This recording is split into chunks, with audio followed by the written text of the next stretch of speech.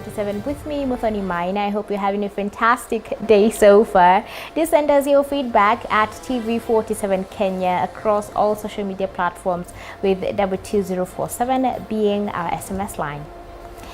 Now, starting off, the media in Kenya has been granted permission to call out the results in the next month's general election. Speaking during a peace accord meeting between NCIC and presidential aspirants, IEBC chairperson Wafula Chebukati has said the media in Kenya can take cue from other countries like the United States of America and Ghana that have previously called out the results of presidential candidates' elections. Chebukati has reiterated that IEBC has nothing to hide and is ready to partner with the media in Kenya to deliver a free and fair election.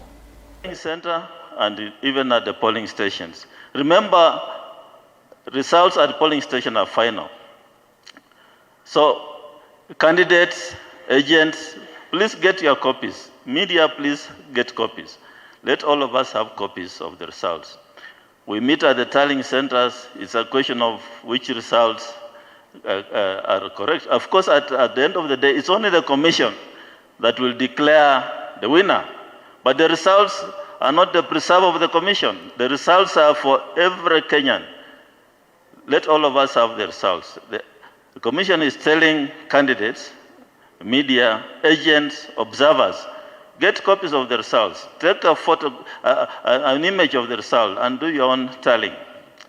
And then when we meet on the final tallying day, we shall then declare the winner on the results which everybody has. Now, the media then should be at the forefront of this. This is your chance. Take your space. Don't sit back and leave it to the commission. This happens in the US, the media call results. In Ghana, the media call results. Why should we not do it in Kenya? So the commission has nothing to hide. We are transparent and we are bringing you on board to say, work with us this journey. I want to thank the religious society. You've been praying for the country and I know you've been praying for us. Please continue praying for us. Your role is very critical and we appreciate you.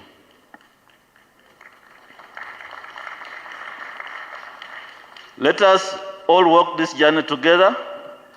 Candidates, please don't focus on profiling IBC staff and commissioners. Of course. Moving on, Deputy President William Ruto's running mate, Rigathi Gashagua, and Kenya Kwanza leaders are campaigning in different parts of Kiambu. Let's cross over to Kiambu and listen in. Sasa kifungo anakuja na kufunga, sio yule anakuambia uko sawa kama hauko sawa. Na ndio maana sisi tuko na William Ruto, kwa sababu alisimama na sisi wakati tulikuwa pabaya. Lakini muriendo wa kiharati hili, Rais Uhuru Kenyatta angekuwa rais bila William Ruto? Tuongee ukweli. Kama William Ruto angeuga ile kitendawili, Uhuru Kenyatta angeingia? Na ya mwisho, mimi nimesikia yule mzee wa kitendawili juzi ati anasema kama hakuna manual register ati hata kuwa kwa uchaguzi.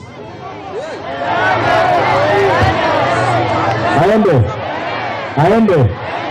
Mimi nataka kueleza mzee, mimi nimetembea Kenya wote na William Ruto. Mliona juzi tumekuwa Marsabit. Mimi niko na uhakika ile kura pinga atashindwa na William Ruto ni mingi kuliko ile walishindwa na Uhuru Kenyatta. Na nataka nimueleze this time hakuna maneno ya kurusha nawe. This time anatajua anashindana na mahasela. Na atajua sisi mahasela ni watoto ya maumau. Na hiyo tukiwa gafiana. No kina akainuka mushi tono ni turamushinda. Na kama kuna reli atang'oa reli ile iko kwake nyumbani. Na juu naona anapenda hii biashara ya kurusha mawe. Kama anaona itamsaidia, mimi kama Dede Nyoro nitamununulia lori mbili ya mawe arusha ya kutosha. Akiamka asubuhi anarusha 5. Jioni kama hajakula sapa anarusha 10. Arusha mawe ya kutosha. Lakini ajue IEBC haitahesabu mawe, itahesabu kura. na tumejipanga. Nimeeleza vile tumejipanga. Sisi tumejipanga hapa na Kimani wa Matangi. Si hapo sawa? Atakuja hapa Gasie na Kalajiko. Na wakuja na Wamuradha na Kamanya. Watengeneze ile hurubaro ya mguu kubwa. Huyo mzee mnajua Kiambu na Nairobi ni the same. Twende tuchukue yeye kama anarusha mawe. Tuweke hurubaro ya mguu kubwa. Na hiyo hurubaro tutamwekea hata city belt. Lakini tutaweka ya nyororo. Tukaze yeye kwa hurubaro. Tuchukuane na Indeed, that is the Kenya Kwanza campaign trail sneaking its way through Kiambu to woo voters ahead of the August 9th general election to get a slice of the vote-rich region. And we're definitely keeping an eye on that story, and we will update you later on in the other subsequent bulletins. Now, still on campaign matters, Azimio presidential flag bearer Raila Odinga is on the campaign trail in Western Kenya. Odinga made his first stop in Kakamega town. Let's listen in to his earlier speech.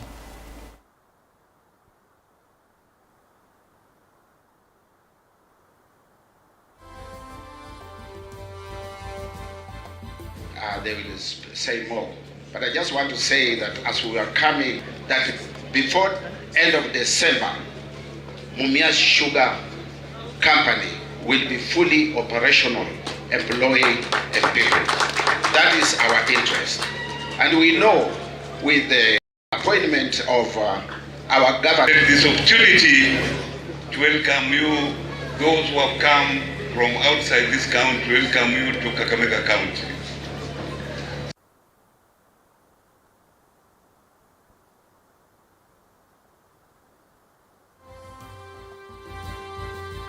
Mumia siko hapa kiwanda ya miwa. Juzi nilisema sitaki kuingia kwa ofisi kama moshi atoki hapa. Niambia hawa watu nikirukia Kakamega nataka moshi iwe inatoka hapa. Maana moshi naroka, sinaroka. Niambia hiyo kiwanda nataka ianze kufanya kazi ndani ya miezi 3. Marekebisho yote imekuwa imekwisha. Nihakikisha mimi itafanyika. Walikuwa wamechelewa kwa sababu stima ilikuwa imekatwa. Na ile idara ya stima ilikuwa imekataa mpaka deni ya zamani ilipwe. Nikamwambia ya kwamba hii ni university ambayo imekuja mpya. Ile deni ambayo iko ni ile deni ya zamani. Wewe kazi yako ni kuuza stima. Funga mara moja ili waanze kufanya kazi. Si waanze kufanya kazi, itafanyika.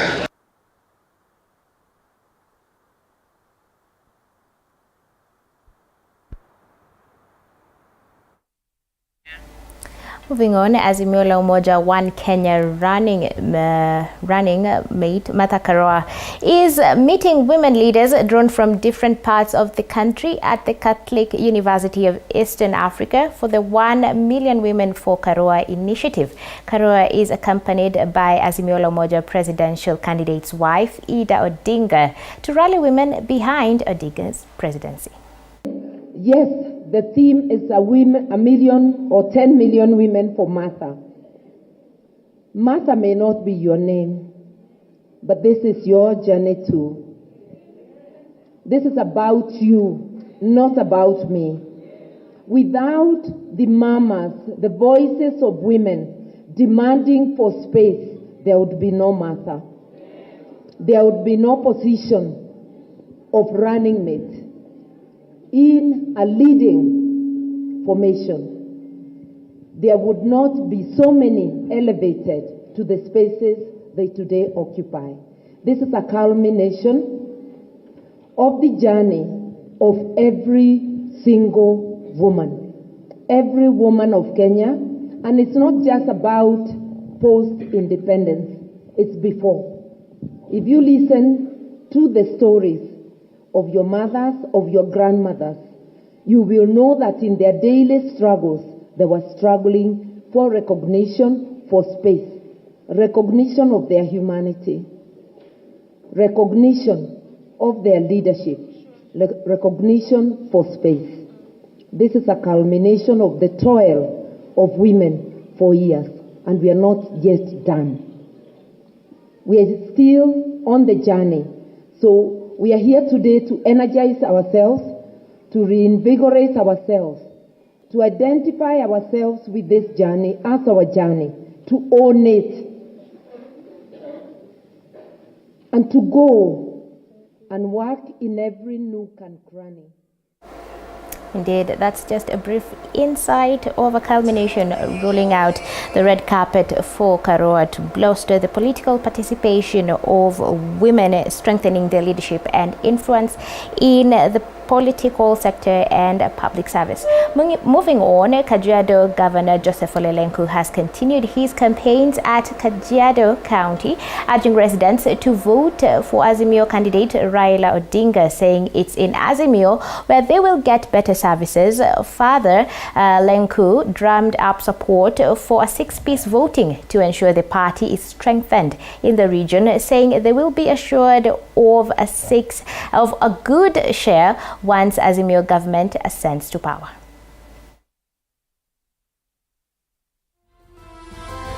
Somo kwa watoto wetu iko sawa, tumehakikisha kwamba barabara zitakuwa sawa na maji pia tupeane sehemu ambayo ni kame kama Senge na pia kule Olteri. Nataka kuhakikisha hii Mungu akitusaidia, Mungu akitupetia hii kiti, maana tayari nimeona dalili. Maana dalili ya mvua ni mawingu na tayari nimeona. Mungu akitupetia, nitakuja kuhakikisha kwamba tumefanya kazi pamoja, maana kwa pamoja tutaenda mbele.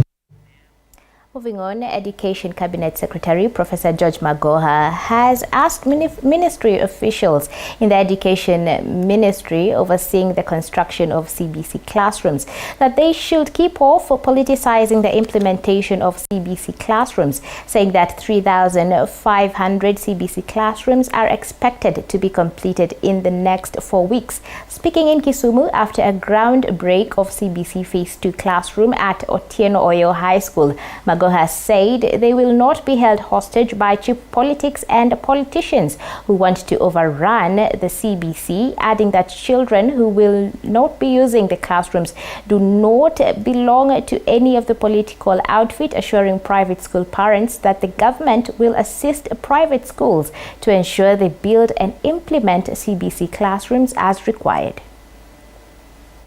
Together with our sister ministry of Interior and Coordination of the national government, that should there be any politics towards the implementation of this presidential directive, we should overrun it by even getting contractors from the neighboring sub-counties. We are not going to be held hostage with politics. We are not politicians. What we are doing is for our children, and these classrooms must and shall be built because the money is there to build them. We have 3,500 classrooms to build. I am very optimistic that they shall be built within the next 4 weeks, because the medium term for the other one was 3.5 weeks. The government is encouraging them to establish standalone junior secondary schools, which we will, as we speak, we are inspecting them.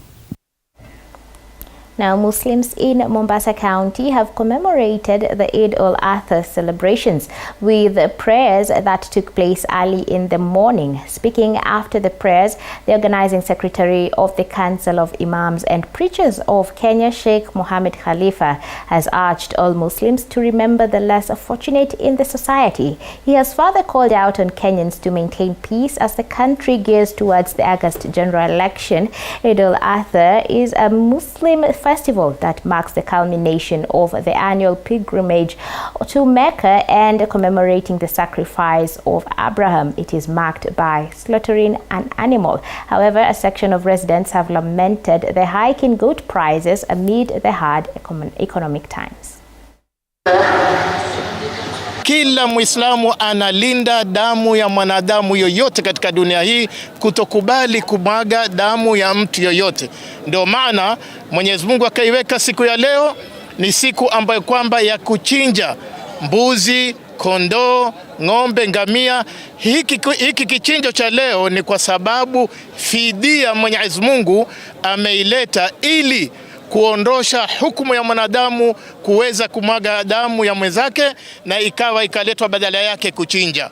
Kwa hivyo tunawaomba Waislamu, hali ya uchumi ni mbaya, maradhi yameafika watu. Nafasi hii tuitumie yule ambao kwamba Mwenyezi Mungu amemruzuku aweze kuwafikiria sana Waislamu wenzake ambao kwamba ni wanyonge. Na pia tunaomba watu wasipike vyakula mpaka kumwaga. Ni haramu kupika chakula na kumwaga, haswa wakati huu inazidi ile uharamu kwa shida ya njaa na maradhi na mambo yaliyobakia. Kisha nikimaliza, natoa mwito kwa Wakenya wote wa dini zote, kipindi hiki wadumishe amani tukielekea katika uchaguzi. Kiangalia vile last time na sahi, sahi kuna changa la moto. Sahi changamoto, mbuzi ulikuwa unaona 7,000 unapata nzuri, sasa unaambiwa 12,000. So una la kufanya na ni Idi. Now, Cabinet Secretary for Labor and Social Protection, Simon Chelugui, has warned young people of allegations of killing their parents in order to inherit their parents' land. Speaking while issuing title deeds in Mogotio sub-county in Baringo County, the CS said that the greed for the land among young people in order to sell their parents' land has been witnessed in some parts of the coastal region, and warned them that the government will not hesitate to take action against those who will be found culpable. As we issued these titles, a number of issues emerge. I witnessed some very disturbing cases, more in some specific counties, where young men were tried to snatch, take away, or even sometimes kill their parents to inherit their land or their property. And I want to caution all young men in our country to be careful and mind and protect and care for their elderly. These titles that we have issued today are owned by the parents, and it is their right, and the young generation, the children and their children and the young generation should be patient and wait for their parents to maybe gift them with some land, but more so work hard and buy their own land. Now, Kajiado East Member of Parliament Peris Tobiko has urged President Kenyatta to call a truce on the ongoing back and forth between him and his deputy and allow level playing field in the August 9th general election. Speaking at her constituency, Tobiko says DP Ruto has a better chance to transform the country once he ascends to power on August 9th, urging Kenyans to vote for Kenya Kwanza. To retire in peace. We will want him not to mess his legacy. We will wish that Uhuru Kenyatta, and I'm sure Uhuru Kenyatta knows that me, Peris Tobiko, nampenda sana. Nampenda sana. Tungetaka tu aende nyumbani na heshima. Tungeomba tu asiharibu legacy, wacha Ruto washindane na baba, wacha wananchi waamue, wacha tufanye siasa ya amani na tufanye uchaguzi wa amani. Sawa sawa? Si hata Uhuru yeye anajua ile kazi tumefanya pamoja na yeye. Sisi ni watu wake. Na si poa akitukoroga sahi. Ukweli si mzuri akitukoroga, na sisi ni watu wake. Na mimi najua Ruto ataangalia masilahi yake na ya Wakenya wote.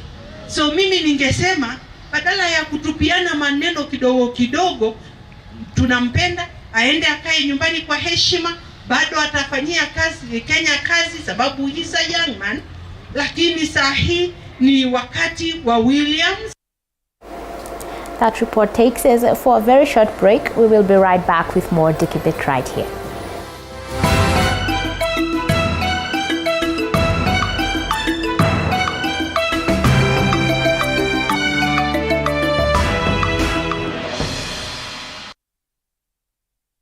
You are watching TV47, the home of untold stories.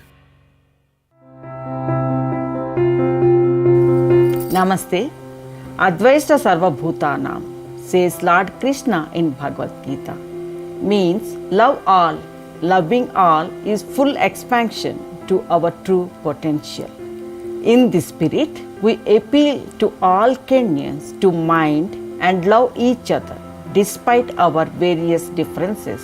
We appeal to all our congregants, devotees, keenly scrutinize aspirants to determine who will best serve the people of Kenya. Viyagosi Vene Maadili Ashantini.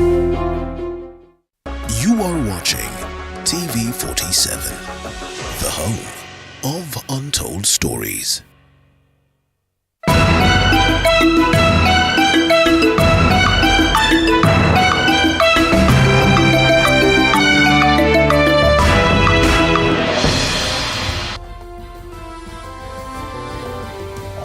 Welcome back to the broadcast. Now, religious leaders in Kirinyaga have held peace prayers across major towns in the county with a clarion call to residents to maintain peace as the country heads to the general election slated for August 9 this year. The team has so far passed through 30 major towns within Kirinyaga County. Speaking during the Peace Caravan Prayers Rally Clergy Forum, Chairman Reverend Charles Mwai called on the people to live in harmony. The clergy further noted that the country is bigger than any specific individual, calling on all residents and leaders vying for various seats to conduct peaceful campaigns.